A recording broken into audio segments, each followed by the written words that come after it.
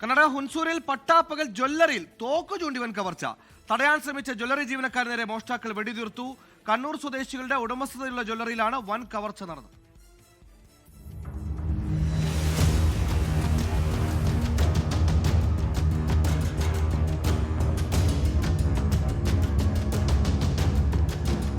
കർണാടകയിലെ ഹുൻസൂരിൽ പ്രവർത്തിക്കുന്ന sky jewellery ഷോറൂമിലാണ് തോക്കുധാരികളായ 5-അംഗ സംഘം വൻ കവർച്ച നടത്തിയത്. ഞായറാഴ്ച ഉച്ചയ്ക്ക് ജ്വല്ലറിയിൽ ഉപഭോക്താക്കൾ ഉള്ള സമയത്താണ് ആയുധധാരികളായ 5-അംഗ സംഘം എത്തിയത്. ഷോറൂമിനുള്ളിലേക്ക് അതിക്രമിച്ചു കയറിയ അക്രമികൾ തോക്കു ചൂണ്ടി ജീവനക്കാരെയും ഉപഭോക്താക്കളെയും ഭീഷണിപ്പെടുത്തി ഒരു വശത്തേക്ക് മാറ്റി നിർത്തി. തുടർന്ന് ജ്വല്ലറിയിലെ സ്വർണ്ണാഭരണങ്ങൾ കവർന്നു. ഈ സമയം പുറത്തുപോയി തിരികെ വന്ന ജ്വല്ലറി ജീവനക്കാരൻ അക്രമികളെ തടയാൻ ശ്രമിച്ചു. ഇതോടെ പ്രകോപിതരായ സംഘം ഇയാൾക്ക് നേരെ വെടിയുതിർക്കുകയായിരുന്നു.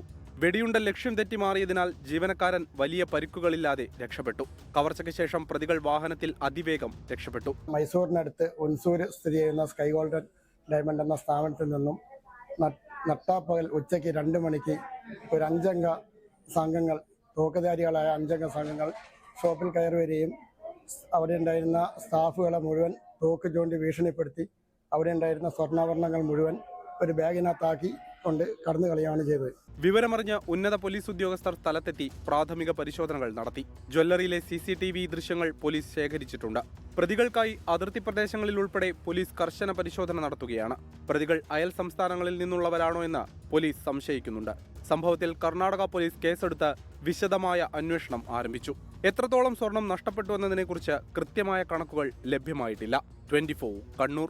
ലോകത്തെവിടെയായാലും ഏത് സമയത്തും 24 വാർത്തകളും ഓഗ്മെന്റഡ് റിയാലിറ്റി പാക്കേജുകളും എക്സ്പ്ലെയിനറുകളും വിശദമായി കാണാൻ ഞങ്ങളുടെ യൂട്യൂബ് ചാനൽ നിങ്ങൾക്ക് സബ്സ്ക്രൈബ് ചെയ്യാം.